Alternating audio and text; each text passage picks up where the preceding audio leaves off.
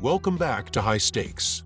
Elevate your betting game by hitting that subscribe button and ensure you never miss out on our daily content. Want exclusive access to premium betting picks? Join our Patreon. Links are waiting for you in the comment section below. Stay ahead of the game with High Stakes. Providence Friars versus Rhode Island.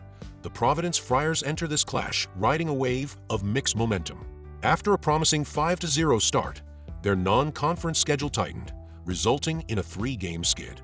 However, they rebounded decisively on Tuesday with a commanding performance against BYU, jumping out to a 12-point halftime lead en route to a much-needed victory.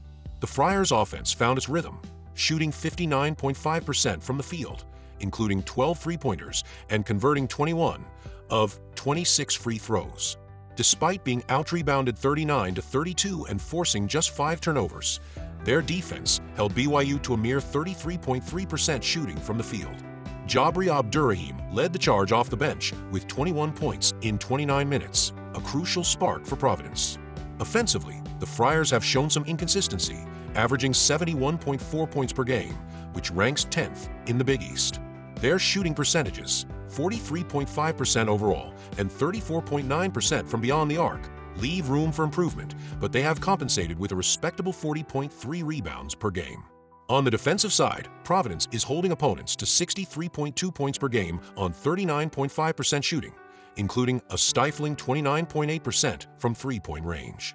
Senior forward Bryce Hopkins returned from an ACL tear in the win over BYU, contributing 16 points, 5 rebounds, and 4 assists. His return adds a critical element to their rotation as they prepare for this heated rivalry. Meanwhile, the Rhode Island Rams have enjoyed a flawless start to the season, entering the weekend as one of just 8 unbeaten teams nationwide. Their latest victory came against Yale, overcoming a 1-point halftime deficit despite shooting just 39% from the field. Their resilience was evident, powered by 11 three-pointers and a remarkable 27 free throws. URI edged Yale in rebounds, 41-36, while limiting their opponent to 41.5% shooting. David Green paced the Rams with 26 points and 9 rebounds, while David Fuchs chipped in with 8 points and 10 boards off the bench. The Rams have excelled offensively, averaging 89.6 points per game on an impressive 50.9% shooting, including 39.8% from three-point range. Their 23.1 free throws per game lead the nation. Defensively, they allow 70.5 points per game while holding opponents to 37.6% shooting from the field and 27.7% from beyond the arc. Green continues to shine as their scoring leader, averaging 17.1 points per game while shooting 48.8% from deep. My team pick is take Providence minus 1.5 points.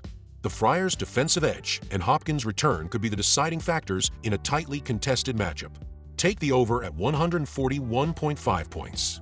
Both teams have demonstrated the ability to score at a high clip, and the Rams' up-tempo pace, 26th in tempo, could lead to a fast-paced, high-scoring game. Last season's meeting combined for 153 points, and a similar result is likely given the circumstances.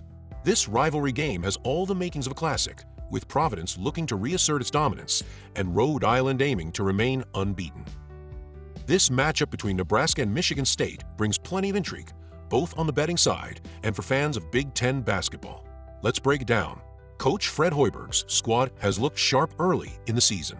The Cornhuskers' strong start includes a statement win over number 14 Creighton, and they've shown they can dominate offensively. Key stats from their dismantling of North Florida highlight a disciplined and efficient team. Just 6 turnovers and a stellar 58% shooting night.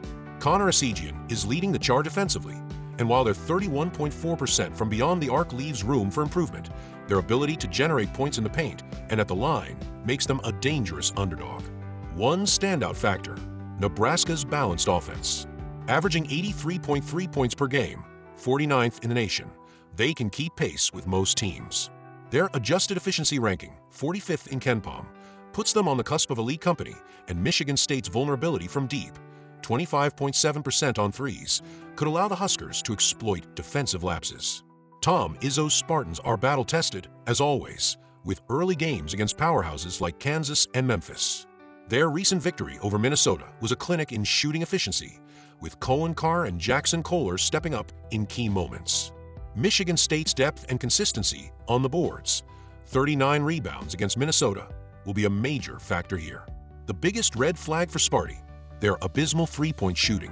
At 357th in the nation, their 25.7% from downtown is a glaring weakness. If their outside struggles continue, Nebraska has the tools to capitalize.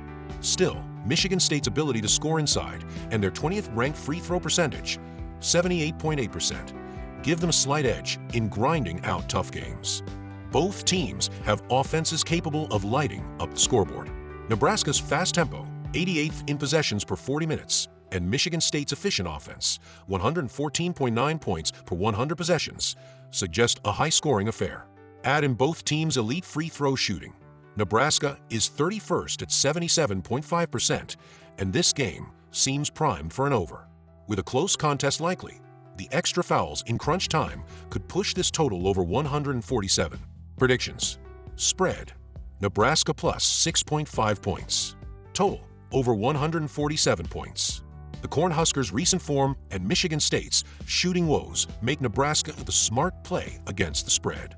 As for the total, expect a free throw-driven finish to help clear 147 points.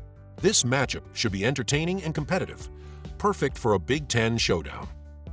South Florida, USF, versus Loyola Chicago. The South Florida Bulls are striving to gain momentum as they navigate the early stages of the season. Offensively, they've been impressive, averaging 77.8 points per game while shooting a respectable 44.9% from the field. The Bulls have shown competency from beyond the arc, converting 31.8% of their three-point attempts, and they've been reliable at the free throw line, with a team percentage of 73.9. Sophomore guard Jaden Reed has emerged as a key contributor, averaging 12.4 points, 2.4 rebounds, 4.1 assists, and 1.6 steals per game, showcasing his ability to generate offense and create opportunities on the court. Defensively, South Florida has room for growth, allowing an average of 76.9 points per game. Improving on this side of the floor could be pivotal in boosting their competitiveness as the season progresses. On the other hand, the Loyola Chicago Ramblers have set the tone early in their campaign, demonstrating dominance on both ends of the court. Coming off a commanding 76-54 victory over Eastern Michigan, the Ramblers' offense is firing on all cylinders, averaging 83.6 points per game and shooting an impressive 49.2% as a team. They've been particularly strong from three-point range, hitting 37.3% of their attempts, though their 67.2% free throw shooting leaves some room for improvement. Senior forward Vaughn Cameron Davis has been a standout, averaging 14.5 points, 3.8 rebounds, 1.5 assists, and 0.9 steals per game, anchoring Loyola Chicago's offensive firepower. Defensively, the Ramblers have been stellar, holding opponents to just 61.0 points per game. Their disciplined play and talent-laden roster have been crucial in maintaining this defensive edge. While South Florida has shown promise, their 1-7 record against the spread highlights their struggles to match up against tougher competition. According to KenPom's net ratings, the Bulls sit at 155th nationally with a plus 0.20 net rating, whereas the Ramblers rank significantly higher at 74th with a plus 10.55 net rating. Recent trends further illustrate the disparity, with South Florida allowing 79.7 points per game in their last three outings compared to Loyola Chicago's lockdown defense, yielding just 60.0 points across their last five. Prediction: the Loyola Chicago Ramblers are positioned to win decisively at home, and a spread of minus 10.5 points seems attainable given their current form. Total points bet: both teams have displayed offensive consistency, with South Florida averaging 77.3 points in their last four games and Loyola Chicago putting up 83.8 points in their previous five. On the boards, the Ramblers hold an edge, ranking 75th nationally with 10.5 offensive rebounds per game compared to the Bulls' 197th rank and 8.6 rebounds per game. Expect a high-scoring affair that goes over the total of 147.5 points.